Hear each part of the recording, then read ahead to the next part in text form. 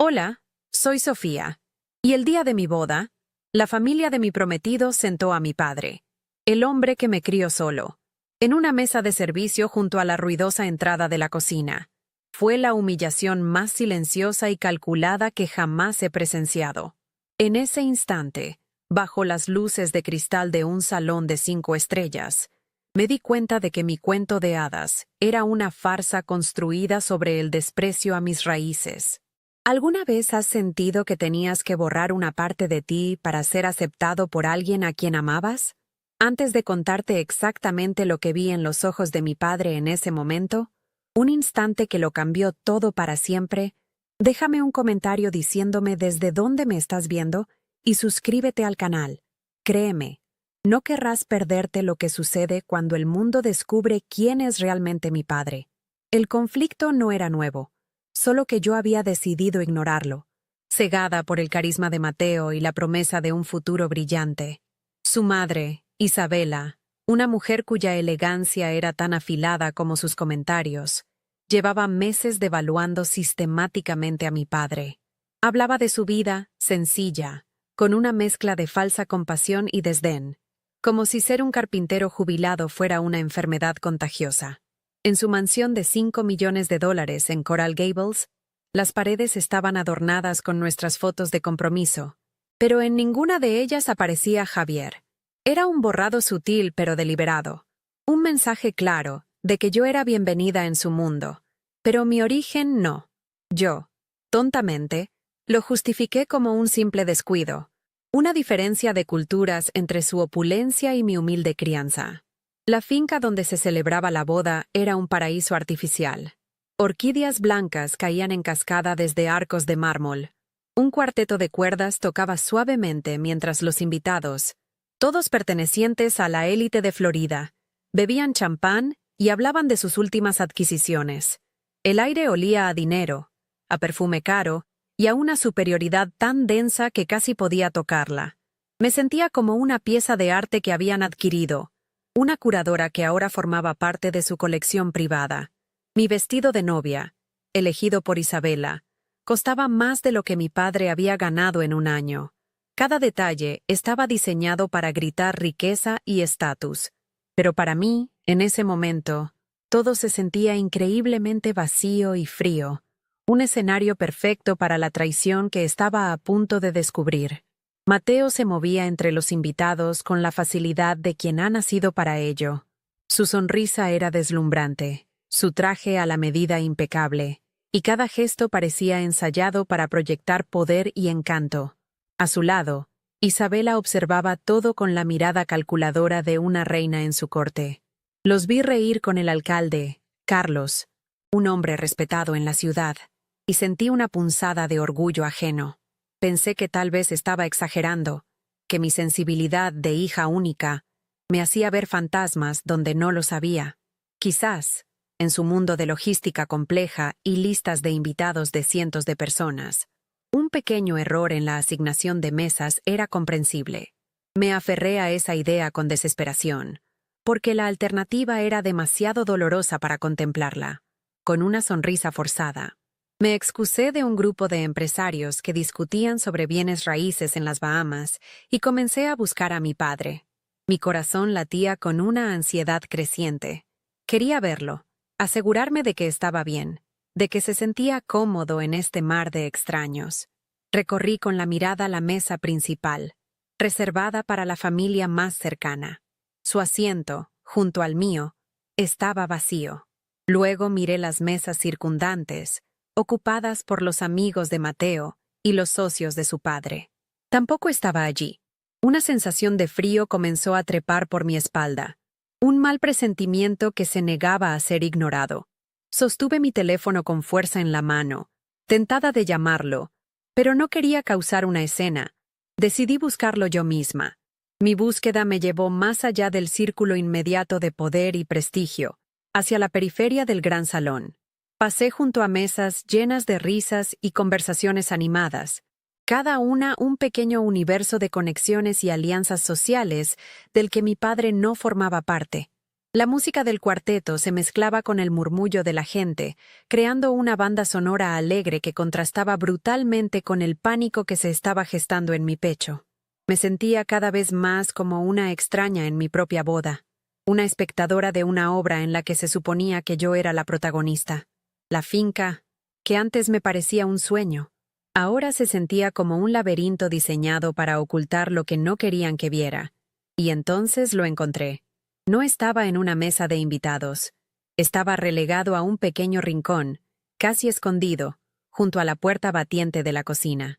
Ocupaba una diminuta mesa redonda, de esas que se usan para el servicio o para que el personal descanse, completamente solo. Los camareros pasaban a su lado a toda prisa, con bandejas cargadas de comida y platos sucios, creando un torbellino de ruido y movimiento a su alrededor. Estaba físicamente separado del resto de la celebración, un satélite solitario en la órbita de una fiesta que lo había expulsado. La imagen era tan cruel, tan deliberadamente humillante, que me quedé sin aire. Era una declaración visual, un símbolo inconfundible de su lugar en esta nueva familia. Inexistente. Mi padre, Javier, estaba sentado con la espalda recta, con esa dignidad silenciosa que siempre lo había caracterizado. Llevaba el traje que habíamos comprado juntos, el mejor que había tenido en su vida, y lo llevaba con orgullo. No miraba a los camareros que casi lo rozaban al pasar, ni al caos de la cocina.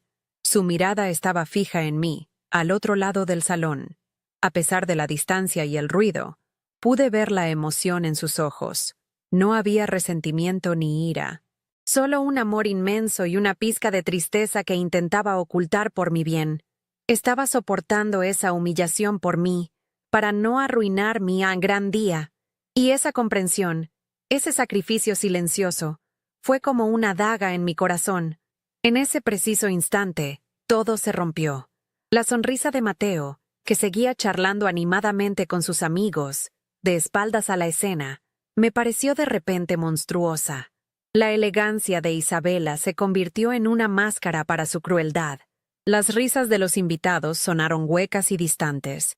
El lujoso decorado se desvaneció, revelando la fea estructura que lo sostenía. Un sistema de castas donde mi padre, un hombre de honor y trabajo, no valía nada. Ya no había dudas, ni excusas, ni posibilidad de malentendido. Aquello no había sido un error logístico.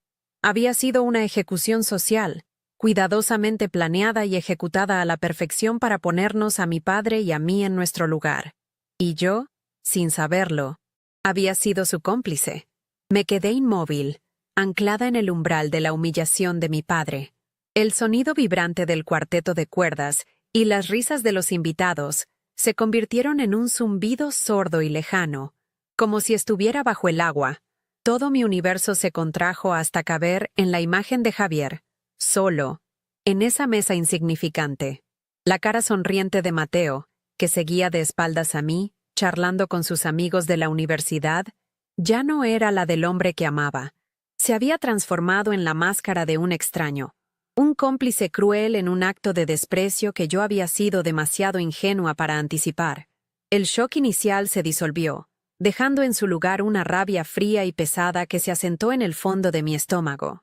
Ya no era tristeza, era una furia cristalina, una certeza absoluta de que había cometido el error más grande de mi vida. Con un esfuerzo que me pareció sobrehumano, me obligué a moverme. Giré sobre mis talones, dándole la espalda a esa escena desgarradora. Necesitaba escapar, pensar, respirar un aire que no estuviera contaminado por la hipocresía. Mientras caminaba hacia el interior de la finca, mi velo flotando detrás de mí como un fantasma, me crucé con Isabela. Me dedicó una mirada inquisitiva, levantando una ceja perfectamente arqueada. «¿Todo bien, querida? Pareces pálida», dijo. Su voz era un susurro de seda que escondía acero. Logré esbozar una sonrisa tensa, un gesto que se sintió como una grieta en mi rostro.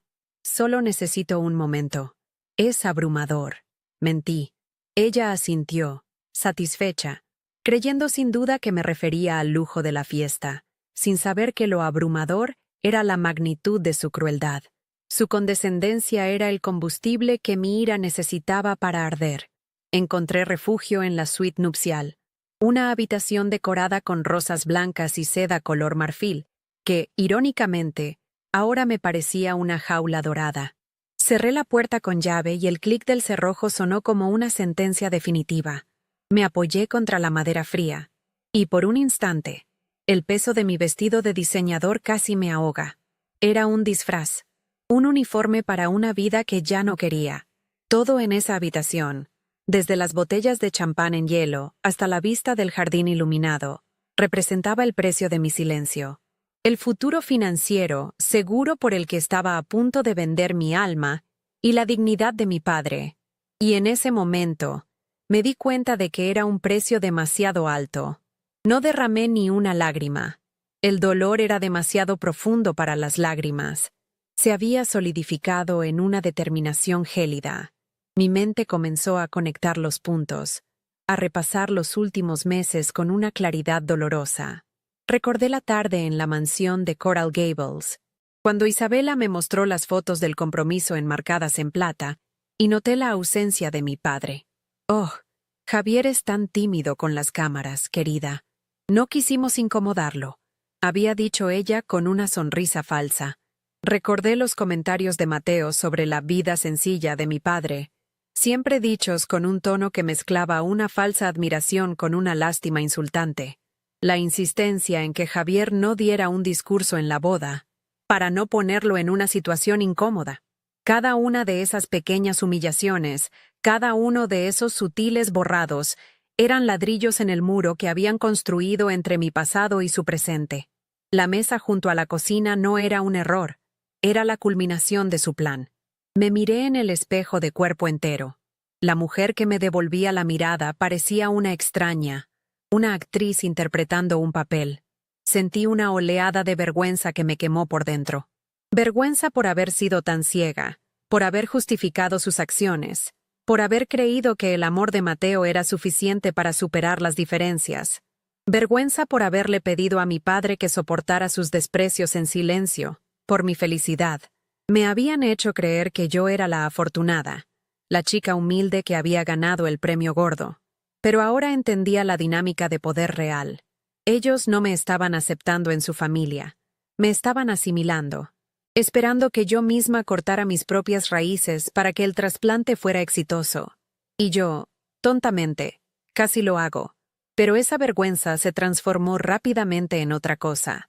Una fuerza tranquila y poderosa comenzó a crecer en mi interior. El pánico y el dolor se disiparon, dejando espacio para una claridad mental que nunca antes había sentido. Hacer una escena, gritarle a Mateo, confrontar a Isabela, eso era lo que esperarían. Sería la reacción emocional y tampoco refinada, que confirmaría todos sus prejuicios sobre mí y sobre mi origen. No les daría esa satisfacción. Mi respuesta no podía ser un arrebato de ira.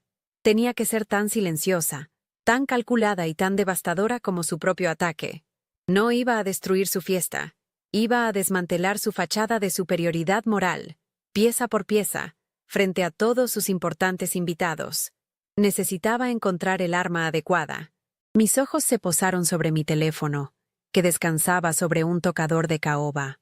En medio de toda esa opulencia falsa, el pequeño dispositivo de metal y cristal se sentía como mi única conexión con la realidad, con mi poder. Lo tomé en mis manos, su peso familiar me reconfortaba. ¿A quién podía llamar? ¿Qué podía hacer? No tenía aliados en esa habitación llena de extraños que medían el valor de una persona por el saldo de su cuenta bancaria. Cualquier confrontación directa sería inútil. Mateo me diría que estaba exagerando, que era un simple error de la organizadora. Isabela me miraría con sus ojos fríos y me haría sentir pequeña y desagradecida. Necesitaba a alguien a quien ellos respetaran, alguien cuya voz no pudieran ignorar. Fue entonces cuando un recuerdo, enterrado bajo años de vida cotidiana, emergió con una fuerza increíble. Una noche de invierno, cuando yo era una adolescente, mi padre llegó a casa tarde, oliendo a humo. Me contó, con su habitual modestia, que había estado ayudando como bombero voluntario en un incendio en el viejo vecindario. Mencionó de pasada que había sacado a una niña pequeña de una habitación llena de humo. Nunca buscó reconocimiento. Simplemente dijo, era mi deber. Pero un detalle se grabó en mi memoria. El padre de esa niña era un joven concejal local que le había agradecido con lágrimas en los ojos. Un hombre llamado Carlos Ramírez, el mismo Carlos Ramírez que ahora era el alcalde de la ciudad y que estaba sentado en una de las mesas principales de mi boda. Una corriente eléctrica me recorrió el cuerpo. Era una posibilidad tan remota, tan perfecta, que parecía obra del destino. El alcalde Carlos, un hombre cuya reputación de integridad era conocida en toda Florida, estaba ahí fuera, compartiendo mesa y risas con la gente que había relegado al salvador de su hija a un rincón oscuro junto a la cocina. Probablemente no tenía ni idea. Javier no era un hombre que se jactara de sus actos heroicos. Su rostro no estaría en la mente del alcalde después de tantos años. La ironía era brutal. La verdad era mi arma, y estaba a punto de ponerla en las manos de la única persona en esa sala cuyo poder moral superaba el poder financiero de la familia de Mateo.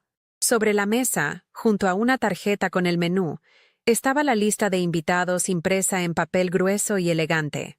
Mi corazón latía con fuerza mientras mis dedos recorrían los nombres. Allí estaba, alcalde Carlos Ramírez, y a su lado, un número de teléfono de contacto para emergencias del evento. Esto, sin duda, calificaba como una emergencia de la dignidad. Por un instante, dudé. Sabía que enviar ese mensaje era como presionar un botón de autodestrucción en mi futuro. Significaba renunciar a la mansión, a los viajes, a la seguridad económica, a todo el mundo que Mateo representaba. Pero la imagen de mi padre, sentado solo con su traje nuevo y su dignidad intacta, borró cualquier duda. No había elección. La lealtad no era negociable. Tomé una respiración profunda, mis dedos temblando ligeramente sobre la pantalla. ¿Qué decir? Tenía que ser breve. Preciso. Una chispa que encendiera una hoguera. Escribí y borré varias veces hasta que encontré las palabras exactas. Una pregunta cargada de significado. Señor alcalde, ¿podría durante su brindis contar una historia sobre el verdadero heroísmo? Mi padre, Javier, está sentado junto a la cocina. Pulsé enviar y observé cómo el mensaje se entregaba. Un pequeño visto azul apareció bajo el texto, confirmando que mi acto de rebelión silenciosa estaba en marcha. El silencio en la suite nupcial se hizo denso, expectante. La tormenta estaba por llegar, y por primera vez en mucho tiempo, sentí que volvía a ser yo misma. Había elegido mi bando. Era el de mi padre. Salí de la suite nupcial sintiendo que caminaba sobre un alambre suspendido sobre un abismo. Cada paso de regreso al salón principal era una decisión consciente de no huir, de no desmoronarme. Mi corazón martilleaba contra mis costillas, un tambor de guerra que solo yo podía oír. El aire, denso con el perfume de las flores y la opulencia, ahora me asfixiaba. Tenía que volver a mi asiento, sonreír y esperar a que la bomba que acababa de activar detonara. Me sentía como una extraña infiltrada en mi propia vida, una saboteadora con un vestido de novia. La música del cuarteto, que antes me parecía romántica, ahora sonaba como una marcha fúnebre para el futuro que estaba a punto de aniquilar. La ironía era casi insoportable. Para salvar mi dignidad, tenía que interpretar el papel de la novia feliz hasta el último segundo. Mientras me acercaba, vi a Mateo girarse, buscándome con la mirada. Una sonrisa de alivio cruzó su rostro perfectamente bronceado cuando me vio. Se acercó a mí, tomando mi mano con una posesión casual que ahora me helaba la sangre. ¿Dónde estabas, mi amor? Estaba a punto de enviar un equipo de búsqueda, dijo con su encanto habitual. Un encanto que ya no me desarmaba, sino que me repelía. Me obligué a sonreír, un gesto que se sentía frágil como el cristal. Solo necesitaba un respiro. Es todo un poco abrumador, respondí, usando la misma excusa que le había dado a su madre. Pero esta vez la palabra tenía un peso diferente. Él asintió, completamente ajeno a la tormenta que se gestaba detrás de mis ojos. Para él, Mi emoción era simplemente un subproducto esperado de un día tan perfecto. Me guió de regreso a la mesa principal, su mano firmemente en la parte baja de mi espalda. El gesto, que antes me hacía sentir protegida, ahora se sentía como el de un carcelero. Al pasar, vi de reojo al alcalde Carlos. Estaba conversando con un hombre a su lado, pero por un fugaz instante, sus ojos se encontraron con los míos por encima del hombro de su interlocutor. No hubo un saludo, ni un guiño, solo una mirada sostenida que duró apenas un segundo. No pude descifrarla. ¿Había leído mi mensaje? ¿Lo consideraba una locura? ¿Una broma de mal gusto de una novia estresada? ¿O había entendido la urgencia silenciosa detrás de mis palabras? Esa incertidumbre era una tortura, una capa más de tensión sobre mi ya frágil compostura. No había vuelta atrás. La suerte estaba echada. Nos sentamos, y Mateo inmediatamente se inclinó hacia mí, susurrando al oído. Acabo de cerrar un trato preliminar con el senador Thompson para el desarrollo de la costa. Incluso en mi boda, dijo con un orgullo infantil. No lo escuché realmente. Mis ojos estaban fijos en la periferia del salón, en esa pequeña mesa junto a la cocina. Mi padre seguía allí, una isla de dignidad en un mar de indiferencia. No había tocado su comida. Simplemente observaba, su rostro una máscara de calma que yo sabía que ocultaba un profundo dolor. Cada segundo que pasaba sentado allí era una nueva herida en mi alma, un recordatorio de por qué estaba haciendo esto. Mateo apretó mi mano. Los brindis están por comenzar, anunció, ajeno a que estaba anunciando el principio del fin. Isabela nos observaba desde el otro lado de la mesa, su mirada tan afilada como un bisturí. No sonreía. Su rostro era una máscara de control y satisfacción, la de una generala que revisa sus tropas antes de la victoria final. Cuando vio que Mateo me hablaba al oído, una pequeña sonrisa de suficiencia se dibujó en sus labios. Sin duda, creía que estaba consolidando su influencia sobre mí, asegurándose de que la transición a su mundo fuera completa. No tenía idea de que la pieza que creía haber capturado estaba a punto de derribar todo su tablero de juego. La arrogancia de esa familia era su mayor debilidad, su creencia inquebrantable en que su dinero y su estatus los hacían invencibles, inmunes a las consecuencias. El maestro de ceremonias, un hombre con una voz empalagosa y una sonrisa permanente, se acercó al pequeño escenario donde se encontraba el micrófono. El murmullo de las conversaciones comenzó a disminuir. Sentí una oleada de náuseas.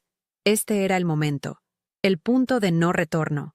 Mateo me rodeó los hombros con su brazo, atrayéndome hacia él en un gesto de posesión pública. «Prepárate para escuchar cosas maravillosas sobre nosotros», me susurró. Su aliento olía a champán caro. Tuve que reprimir el impulso de apartarme de él con violencia. En cambio, me apoyé ligeramente en él, completando la farsa. Mi cuerpo estaba allí, junto a él, pero mi mente y mi lealtad estaban al otro lado del salón, con el hombre solitario junto a la cocina. El primer brindis fue del padre de Mateo, un discurso predecible y ensayado sobre el legado familiar, la unión de dos grandes familias, una mentira descarada, y el futuro brillante de su imperio inmobiliario. Agradeció a todos por venir, mencionó a Isabela como la arquitecta de esta noche perfecta, y levantó su copa. La gente aplaudió cortésmente. Durante todo el discurso, no mencionó a mi padre ni una sola vez. Era como si yo hubiera aparecido de la nada, sin pasado, sin raíces, una novia genérica elegida para cumplir un papel. La omisión fue tan deliberada, tan flagrante, que sentí como la rabia volvía a encenderse en mi interior, quemando cualquier atisbo de duda que pudiera quedar. Luego, el maestro de ceremonias anunció: «Y ahora, nos gustaría invitar al honorable alcalde de nuestra ciudad, Carlos Ramírez, a decir unas palabras». Mi respiración se quedó atrapada en mi garganta. Este era el momento. Vi al alcalde levantarse de su asiento, alisar su chaqueta y caminar hacia el escenario. No me miró. Su expresión era seria, casi sombría. Mateo me dio un codazo juguetón. «Mira, hasta el alcalde quiere felicitarnos». Mamá realmente pensó en todo. La inocencia de su comentario era tan absurda, tan grotesca, que casi me reí. Él creía que esto era otra pieza del espectáculo de su madre, otra demostración de su poder e influencia. El alcalde Carlos llegó al micrófono y ajustó su altura. La sala quedó en silencio. No comenzó con las felicitaciones habituales, ni con una anécdota ligera sobre la feliz pareja. En su lugar, se quedó mirando a la multitud por un momento, sus ojos recorriendo las caras de la élite de Florida. Su silencio era pesado, cargado de una intención que solo yo podía adivinar. Sentí la mirada de Isabela sobre él, esperando el tributo esperado a su familia. Vi a Mateo sonriendo, anticipando más elogios, y vi a mi padre, que por primera vez levantó la vista de su mesa solitaria, su ceño ligeramente fruncido con una mezcla de confusión y curiosidad. «Buenas noches», comenzó el alcalde, su voz resonando con una autoridad tranquila que capturó la atención de todos. Se nos pide a menudo en estas ocasiones que hablemos del futuro, de la prosperidad y de la felicidad. Pero esta noche, si me lo permiten, me gustaría hablar de algo más fundamental. Me gustaría hablar sobre el valor. No el valor que se mide en acciones de bolsa o en metros cuadrados de propiedades frente al mar, sino el verdadero valor. El valor de un hombre. Hizo una pausa, y en esa pausa, el mundo entero pareció detenerse. Sus ojos dejaron de recorrer la sala y se fijaron, con una claridad inconfundible, en el rincón más oscuro del salón, directamente en la mesa de servicio junto a la cocina. La voz del alcalde Carlos llenó el salón, y un silencio denso y expectante cayó sobre los invitados. Cada palabra suya parecía cuidadosamente elegida, una piedra arrojada a las aguas tranquilas y superficiales de la fiesta. Vi a Isabela tensarse, su sonrisa congelada en una máscara de cortesía forzada. No entendía lo que estaba pasando, pero su instinto de depredadora social le decía que había perdido el control de la narrativa. Mateo, a mi lado, seguía sin comprender. Se inclinó y me susurró: «Qué dramático. Probablemente va a anunciar una nueva iniciativa para la ciudad». Su ceguera era tan profunda que resultaba casi patética. Yo, en cambio, sentí una calma gélida. La mecha estaba encendida. Ahora solo quedaba esperar la explosión. El alcalde continuó, su mirada todavía fija en la dirección de mi padre. Hace muchos años, cuando yo era un joven concejal y mi hija apenas tenía 5 años, nuestra casa se incendió en mitad de la noche. Un cortocircuito. Un accidente estúpido, pero el fuego se extendió con una rapidez aterradora. La gente se inclinó hacia adelante en sus asientos. La anécdota personal, tan fuera de lugar en una boda de alta sociedad, había capturado su atención por completo. Mateo frunció el ceño, confundido por la irrelevancia del tema. «¿De qué está hablando?», murmuró, más para sí mismo que para mí. Yo no respondí. Estaba absorta, reviviendo la historia que mi padre me había contado en voz baja una noche de invierno, una historia que él consideraba un simple deber cumplido. Mi esposa y yo logramos salir, pero en el pánico y el humo, nuestra pequeña se quedó atrapada en su habitación del segundo piso. Las llamas bloqueaban la escalera. Los bomberos aún no habían llegado. Fue el momento más desesperado de mi vida, una impotencia que no le deseo a nadie. La voz del alcalde se quebró ligeramente, y la emoción cruda y real silenció hasta el último murmullo. Pude ver a algunas mujeres llevándose una mano a la boca.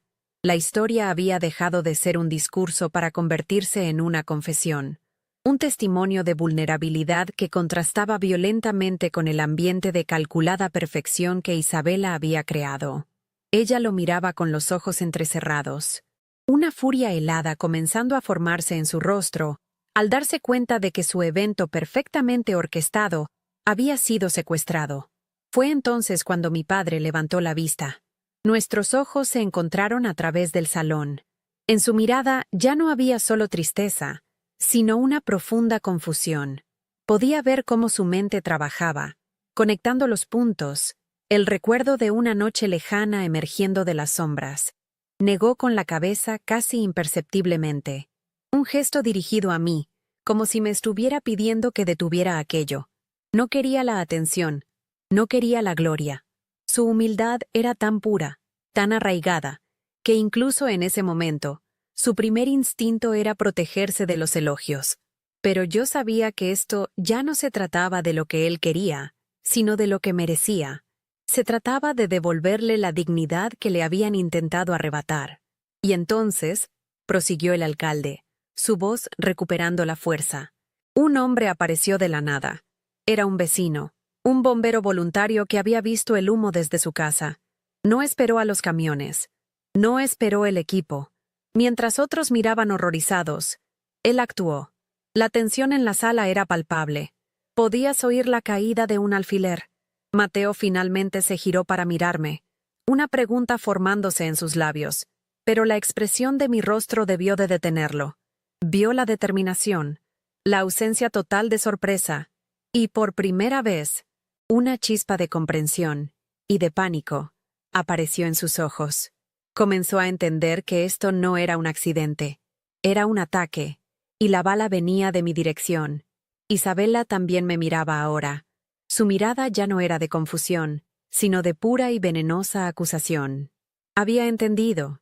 Sabía que yo era la responsable de esta insurrección, de esta vulgar exhibición de sentimentalismo en su templo de estatus. Su rostro, normalmente una obra de arte de compostura y control, se contrajo en una mueca de desprecio. Si las miradas mataran, yo habría caído fulminada allí mismo. Pero su rabia ya no me intimidaba. Al contrario, me alimentaba. Era la confirmación de que había dado en el blanco, de que había encontrado la única grieta en su armadura de arrogancia. La verdad. Ese hombre cubrió su rostro con una chaqueta mojada y corrió hacia las llamas. Lo vi desaparecer en el humo. Cada segundo que pasaba era una eternidad. Y entonces, cuando ya había perdido toda esperanza, lo vi salir de nuevo, tosiendo, con el pelo chamuscado, pero llevando a mi hija en brazos. Le salvó la vida. Ese hombre es un héroe en el sentido más puro de la palabra. El alcalde hizo una pausa dramática, dejando que el peso de sus palabras se asentara en la conciencia de todos. Luego, lentamente, levantó su brazo y señaló directamente hacia el rincón más humilde del salón. Y ese hombre, damas y caballeros, está con nosotros esta noche. Su nombre es Javier. El efecto fue instantáneo y devastador. Cientos de cabezas se giraron al unísono, como un campo de girasoles siguiendo al sol. Los ojos de la élite de Florida, de los socios comerciales, de los políticos y de los amigos de la familia, todos se enfocaron en la pequeña mesa de servicio junto a la cocina. Vieron a mi padre, Javier, el carpintero jubilado, sentado solo en su traje nuevo, iluminado de repente por el foco de la admiración de toda la sala. La humillación que Isabela y Mateo habían planeado con tanto esmero se había transformado, en un instante, en una coronación pública. Su intento de hacerlo invisible lo había convertido en el centro del universo. El rostro de Mateo se quedó completamente blanco, una máscara de cera de la que había desaparecido todo color y toda arrogancia. Su boca estaba ligeramente abierta. En un gesto de incredulidad absoluta, miró a su madre, buscando una guía, una solución, pero por primera vez en su vida, Isabela no tenía ninguna. Su expresión era una mezcla de shock, furia y, lo más delicioso de todo, de impotencia. Su poder, construido sobre el dinero y las apariencias, se había evaporado frente a una historia de verdadero valor. Habían traído un cuchillo a una batalla de almas y acababan de ser desarmados de la forma más pública y espectacular posible. Un silencio atronador se apoderó del salón durante 1 o 2 segundos, un vacío colectivo mientras la revelación era procesada. Y entonces, alguien empezó a aplaudir. Fue un sonido solitario al principio, pero luego se le unió otro, y otro, hasta que una ola de aplausos estalló en la sala, un trueno de reconocimiento y respeto. La gente comenzó a ponerse de pie, uno por uno, luego en grupos, hasta que todos los invitados, excepto los de la mesa principal, estaban de pie, ofreciéndole a mi padre una ovación atronadora. La música del cuarteto había cesado. El único sonido era el homenaje a un hombre bueno, un héroe silencioso que acababa de ser sacado de las sombras. Mi padre, Javier, se encogió bajo el peso de la ovación, visiblemente incómodo con una atención que nunca había buscado. Sus ojos, ahora húmedos, se encontraron con los míos a través de la sala, y en ellos vi una mezcla de gratitud, confusión y un amor tan profundo que me partió el alma. En contraste, los rostros de Mateo e Isabela eran estatuas de mármol congeladas en una mueca de horror. El aplauso no era solo un homenaje a mi padre. Era el sonido de su mundo perfectamente construido desmoronándose, el juicio unánime de la misma gente cuya aprobación tanto valoraban. Su intento de humillar a un hombre bueno se había convertido en un espejo que reflejaba su propia fealdad, y el reflejo era monstruoso. La ironía era tan poética, tan brutalmente justa, que por un momento sentí una calma casi divina. El aplauso finalmente comenzó a desvanecerse, dejando un silencio denso y cargado de preguntas. Los invitados, todavía de pie, se giraron lentamente hacia nuestra mesa, sus miradas viajando desde mi padre hasta Mateo e Isabela, esperando una explicación, una reacción. Vi la mandíbula de Isabela apretarse con tanta fuerza que pensé que sus dientes se harían polvo. Mateo se giró hacia mí, sus ojos desorbitados por la traición. «¿Qué hiciste, Sofía?», siseó, su voz un veneno apenas audible. En su pregunta no había remordimiento por lo que le habían hecho a mi padre, solo una furia egoísta por haber sido expuesto. Y en ese instante, cualquier rescoldo de amor que pudiera haber sentido por él se extinguió para siempre, dejando solo cenizas frías. No era el hombre del que me había enamorado. Era el producto defectuoso de una familia vacía. Sin responderle, me puse de pie. Mi movimiento fue lento, deliberado, cada centímetro de mi cuerpo sintiéndose pesado pero decidido. El simple acto de levantarme de esa silla en la mesa principal fue una declaración. El vestido de novia, que antes se sentía como un disfraz, ahora era mi armadura. El silencio en el salón se hizo aún más profundo. Podía sentir cientos de pares de ojos fijos en mí. La novia que acababa de detonar una bomba social en su propia boda. Mateo intentó agarrar mi mano, pero la aparté con un gesto suave pero definitivo. No iba a haber más susurros, no más farsas. La verdad merecía ser dicha a la luz, frente a todos los testigos que habían sido invitados para celebrar una mentira. Comencé a caminar. No hacia mi padre, no todavía. Mi destino era el pequeño escenario, donde el micrófono abandonado esperaba como un cetro de poder. Cada paso sobre la alfombra de felpa era un golpe de martillo en el ataúd de mi antigua vida. Pude sentir la mirada de Isabela siguiéndome, una quemadura física en mi espalda. Sabía lo que estaba pensando, que esta era la prueba final de mi falta de clase, de mi incapacidad para manejar las cosas discretamente. Pero la discreción era el arma de los opresores, la que usaban para ocultar sus crueldades en las sombras. Yo estaba a punto de encender todas las luces. El lujo de la finca, las orquídeas blancas, el champán caro. Todo se convirtió en un telón de fondo irrelevante para el único acto de autenticidad que ocurriría esa noche. Mientras caminaba, un torrente de recuerdos me inundó, dándome fuerza. Recordé a mi padre lijando un mueble hasta que sus manos sangraban para poder pagarme las clases de arte. Recordé cómo me enseñó a andar en bicicleta, corriendo detrás de mí, sin aliento, pero con una sonrisa, hasta que encontré el equilibrio. Recordé sus historias nocturnas, su sabiduría sencilla y su creencia inquebrantable en que la bondad era la única moneda que realmente importaba. Todo lo que yo era, todo lo bueno en mí, se lo debía a él. Y había estado a punto de traicionar ese legado por una mansión en Coral Gables, y un hombre que valoraba más un trato de negocios que la dignidad de la persona que me dio la vida. La vergüenza que sentí se convirtió en un combustible de alta octanaje para mi resolución.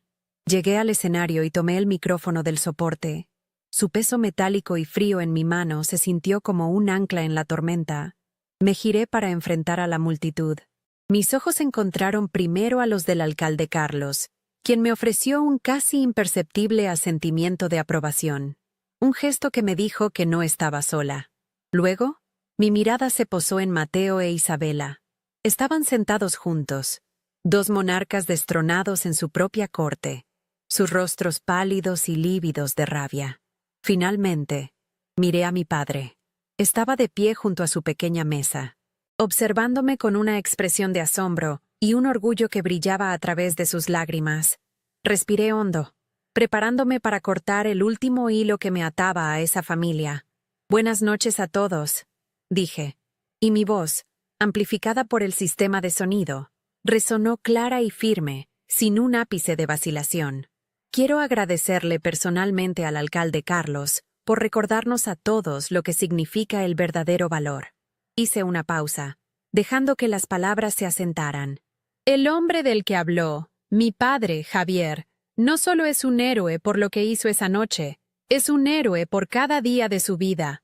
Me crió solo, con manos de carpintero y un corazón de oro, enseñándome que la dignidad no se compra, se gana. Miré directamente a Isabela. Es una lección que, lamentablemente, no todos en esta sala parecen haber aprendido. Un jadeo colectivo recorrió la sala. La acusación era directa, inequívoca. Ya no había espacio para la interpretación. Vi a Mateo levantarse a medias de su silla, su rostro contorsionado por la furia y la humillación. «Sofía, basta», gritó, pero su voz sonó débil y desesperada en el silencio sepulcral que yo había creado. Los invitados lo miraron con una mezcla de lástima y desprecio. Su arrebato solo sirvió para confirmar mi acusación, para desnudar su culpa ante todos. Isabela, en cambio, se quedó inmóvil, su rostro una máscara de furia helada. Había perdido, y lo sabía. Su derrota era total y pública, y no había nada que su dinero o su estatus pudieran hacer para remediarlo. Con el micrófono todavía en la mano, bajé del escenario y caminé con un propósito inquebrantable hacia la mesa de servicio. Cada paso era una liberación. Cuando llegué junto a mi padre, le tendí mi mano libre. «Papá, por favor, ven conmigo. Hay un asiento que te espera». Las lágrimas corrían libremente por su rostro ahora, pero eran lágrimas de orgullo, no de tristeza. Tomó mi mano, su agarre firme y familiar, y se levantó. Juntos, padre e hija, comenzamos a caminar a través del mar de invitados atónitos, directamente hacia la mesa principal, el epicentro del poder y la arrogancia que lo habían rechazado. Éramos dos mundos colisionando, y el nuestro, basado en el amor y la integridad, iba a prevalecer. Al llegar a la mesa principal, nos detuvimos frente al padre de Mateo. El hombre, que minutos antes había pronunciado un discurso pomposo sobre el legado familiar, ahora ni siquiera podía mirarme a los ojos. Sin que yo dijera una palabra, se levantó y se apartó, cediendo su lugar. La rendición fue silenciosa, pero completa. Retiré la pesada silla de caoba, el asiento de honor, y la sostuve para mi padre. Él se sentó, y en ese acto simbólico, todo el equilibrio de poder en esa sala cambió para siempre. La humillación había sido revertida. La justicia, aunque tardía, había sido servida. Había restaurado su honor en el mismo lugar donde habían intentado arrebatárselo. Finalmente, con mi padre sentado en el lugar que le correspondía, me giré para enfrentar a Mateo. Dejé el micrófono sobre la mesa. Su trabajo había terminado. Me acerqué a él, que seguía de pie, temblando de una rabia impotente. No necesitaba gritar. Lo miré directamente a los ojos, asegurándome de que viera la calma y la certeza absoluta en los míos. «Tú y yo hemos terminado», dije en voz baja, pero con una finalidad tan cortante como el diamante de mi anillo de compromiso. Lentamente, me quité el anillo, el símbolo de su falso amor y su riqueza vacía, y lo coloqué suavemente sobre la mesa frente a él. «Puedes quedarte con tu mundo», añadí. «Yo elijo el mío». Y con esas palabras, me di la vuelta. Tomé el brazo de mi padre y empezamos a caminar hacia la salida, dejando atrás el desastre de su vida perfecta. Caminar hacia la salida de la mano de mi padre fue como emerger de un túnel oscuro hacia el aire fresco de la noche. El sonido de la fiesta, que se desvanecía detrás de nosotros, fue reemplazado por el canto de los grillos y el susurro del viento entre las palmeras. Nadie nos siguió. Nadie se atrevió. En el estacionamiento, bajo la luz pálida de una farola. Mi padre se detuvo y me miró, sus ojos todavía brillantes por las lágrimas no derramadas. No dijo, gracias, ni, lo siento. Simplemente apretó mi mano y dijo con una voz ronca y llena de emoción, estoy tan orgulloso de la mujer en la que te has convertido, Sofía. En ese momento, supe que había recuperado mucho más de lo que había perdido. El peso del vestido de diseñador ya no me oprimía. Se sentía como una crisálida vacía de la que acababa de liberarme. No volvimos al apartamento que había compartido con Mateo, un espacio frío y minimalista elegido por Isabela. En su lugar, condujimos en el viejo auto de mi padre hasta la casa donde crecí, un pequeño bungalow lleno del olor a madera de su taller y de recuerdos felices. La diferencia era abrumadora. Allí, cada objeto contaba una historia. Cada mueble había sido construido o reparado por sus manos. Mientras me quitaba el vestido de novia y me ponía una de sus viejas camisetas, sentí que me despojaba de una identidad que nunca fue mía. Nos sentamos en la cocina hasta el amanecer, bebiendo café y hablando poco, pero comunicándonos más que nunca. El silencio entre nosotros ya no era de sacrificio, sino de un entendimiento profundo y una lealtad inquebrantable. Por primera vez en meses, me sentí en casa, segura en un amor que no exigía que yo borrara ninguna parte de mí misma. Al día siguiente, mi teléfono vibraba sin cesar. Mensajes de texto furiosos de Mateo, llamadas perdidas de Isabela, mensajes de amigos confundidos. No respondí a ninguno. En su lugar, con una calma que me sorprendió, organicé la devolución de cada uno de los extravagantes regalos de boda a sus remitentes, con una nota simple y educada. Luego, llamé a 2 de mis amigas más cercanas y les pedí ayuda para recoger mis cosas del apartamento de Mateo. Fue un operativo rápido y silencioso. Mientras empaquetaba mis libros y mi ropa, vi los restos de la vida que casi tuve, las invitaciones a galas, las llaves de su BMW, las fotos de compromiso donde mi padre estaba ausente. No sentí nostalgia, solo un inmenso alivio, como si hubiera escapado de un edificio justo antes de que se derrumbara. Dejé la llave del apartamento sobre la encimera de mármol, junto al anillo que ya había dejado en la boda. Mateo nunca intentó hablar conmigo en persona. Su cobardía era tan predecible como su arrogancia. Unos días después, me dejó un largo y enrevesado mensaje de voz. No había ni una pizca de arrepentimiento por cómo habían tratado a mi padre. Todo era sobre él. La humillación pública, el daño a la reputación de su familia, cómo yo había destruido todo por un malentendido sentimental. Me acusó de ser ingrata, de no entender las presiones de su mundo. Escuché el mensaje hasta el final, no con dolor, sino con una claridad clínica. Era la confirmación final de que me había enamorado de una fachada, de un hombre cuyo carácter era tan superficial como el brillo de su reloj de oro. Borré el mensaje y su número. Un acto digital que selló el final de nuestra relación para siempre. Su voz se convirtió en un eco distante de una vida que ya no me pertenecía. Las consecuencias sociales para la familia de Mateo fueron sutiles pero corrosivas. La historia del carpintero héroe y la boda de los millonarios se convirtió en una leyenda urbana en los círculos de élite de Coral Gables.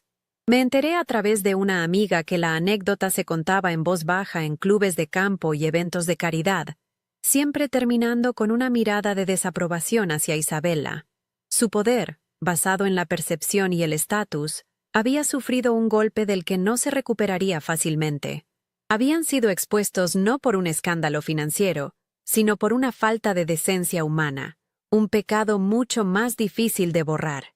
Isabela había intentado curar una exposición de arte, pero en su lugar se había convertido en la pieza central de una exhibición sobre la fealdad de su propio carácter. Y toda la ciudad tenía un asiento en primera fila. Mi padre, por otro lado, manejó su nueva y no deseada fama con su habitual humildad.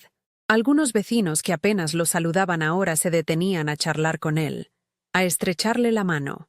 El periódico local incluso intentó entrevistarlo, pero él se negó cortésmente, diciendo que solo hizo lo que cualquiera habría hecho.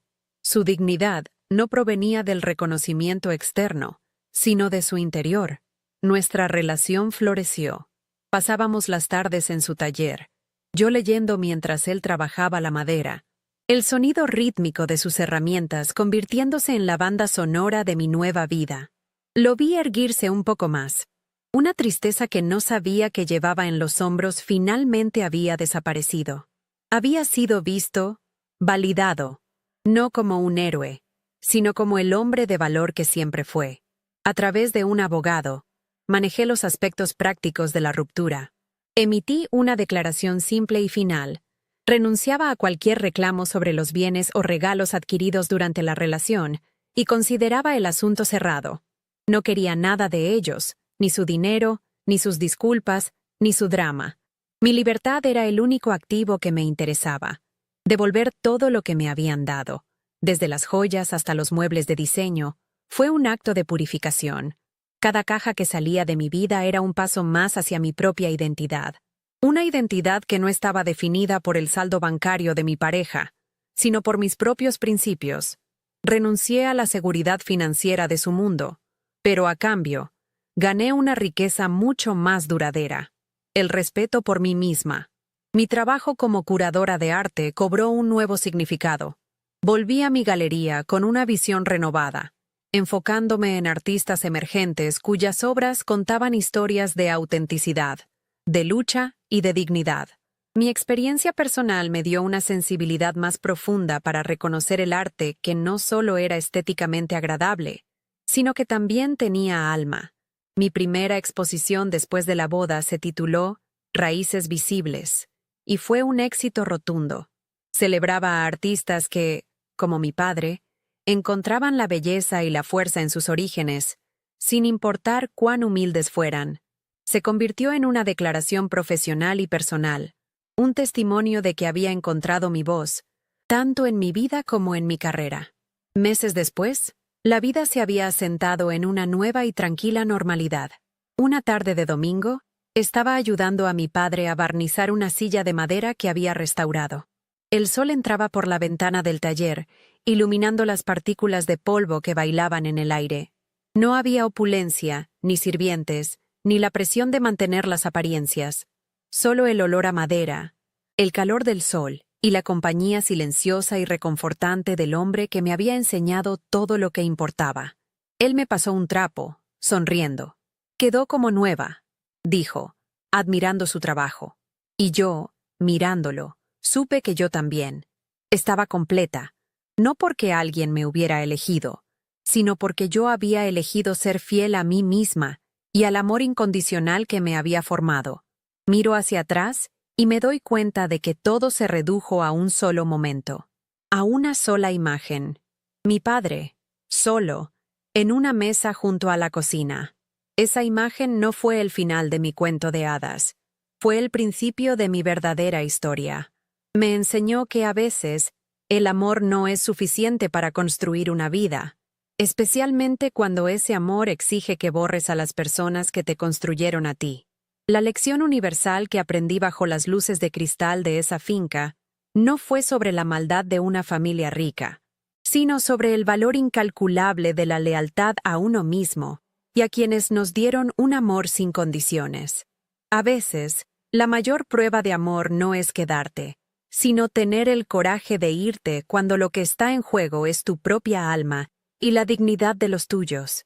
La injusticia silenciosa, esa gota que derramó el vaso, es a menudo más peligrosa que la crueldad abierta. Se disfraza de descuido, de diferencia cultural, de «así son las cosas en nuestro mundo». Y nosotros, por amor o por miedo a perder lo que creemos desear, la justificamos. Aprendí de la manera más dura que ignorar esas pequeñas devaluaciones es como permitir que se construya una jaula a tu alrededor, barra por barra. Cuando finalmente te das cuenta de que estás atrapado, la jaula parece sólida e inquebrantable, pero la verdad siempre es la llave. La verdad, dicha en el momento adecuado y de la manera adecuada, tiene el poder de derribar los muros más altos, sin necesidad de levantar la voz. No permitas que nadie te convenza de que su desprecio es un simple malentendido. El mundo te dirá constantemente que el valor se mide en posesiones, en estatus, en el brillo de una vida perfecta para las redes sociales. Te seducirá con la promesa de seguridad y lujo, pidiéndote a cambio pequeñas piezas de tu identidad. La historia que viví me demostró que esa es la mayor mentira de todas. El verdadero valor reside en el carácter, en la integridad que muestras cuando nadie te ve, en la bondad que no busca aplausos. Mi padre, con sus manos de carpintero y su traje nuevo, era el hombre más rico de esa sala, porque su fortuna no estaba en un banco, sino en su corazón. Y esa es una riqueza que nadie puede quitarte, ni devaluar, ni sentar junto a la cocina. También descubrí una fuerza que no sabía que poseía, la fuerza de la calma en medio de la tormenta. Mi reacción no fue un arrebato de ira, que es lo que ellos esperaban, y lo que habría validado sus prejuicios sobre mí. Fue una respuesta calculada, nacida del amor y la justicia. A veces, la batalla no se gana con gritos, sino con la verdad susurrada en el oído correcto. El poder no siempre reside en la confrontación directa, sino en saber cómo cambiar la narrativa, en usar la luz para exponer lo que se esconde en las sombras. Tu dignidad es tu arma más afilada. Úsala con precisión y nunca la entregues a cambio de la aprobación de quienes ya han demostrado no merecerla. Al final, mi historia no es una de venganza, sino de liberación. No se trata de lo que ellos perdieron, sino de lo que yo gané. Gané el derecho a definir mi propia vida, a elegir a las personas que la comparten y a establecer los términos de mi propia felicidad. Gané una relación más profunda y honesta con mi padre, basada en un respeto mutuo que se forjó en el fuego de esa humillación. Renuncié a una mansión, pero recuperé mi hogar, y esa es una lección que quiero compartir contigo. La verdadera libertad comienza en el momento en que dejas de tener miedo de perder lo que nunca fue verdaderamente tuyo. La paz que encuentras al otro lado de esa decisión vale más que todo el oro del mundo. Así que te pregunto, ¿alguna vez has sentido que tenías que hacerte más pequeño para caber en la vida de otra persona? ¿Has silenciado tu voz o has ocultado tus raíces por miedo a ser juzgado o rechazado? No estás solo. Todos enfrentamos nuestras propias mesas junto a la cocina, momentos que nos ponen a prueba y nos obligan a elegir entre la comodidad de una mentira y la difícil verdad de quiénes somos. La pregunta no es si enfrentarás esa prueba, sino cómo responderás cuando llegue. Recuerda que tu historia, tus raíces y tu dignidad no son negociables. Son el fundamento sobre el que debes construir tu vida, no los muros que debes derribar para ser amado. Si mi historia te ha tocado de alguna manera, si te ha recordado tu propia fuerza o la importancia de defender lo que es justo, déjame un comentario contándome tu experiencia. Quiero crear una comunidad donde podamos compartir estas batallas y celebrar nuestras victorias, por pequeñas que sean. Y si quieres seguir escuchando historias reales sobre cómo encontramos nuestro valor en los momentos más difíciles, suscríbete al canal y activa las notificaciones. Juntos, podemos recordarnos unos a otros que nuestra verdadera riqueza no reside en lo que tenemos, sino en quienes elegimos ser, sin pedir disculpas.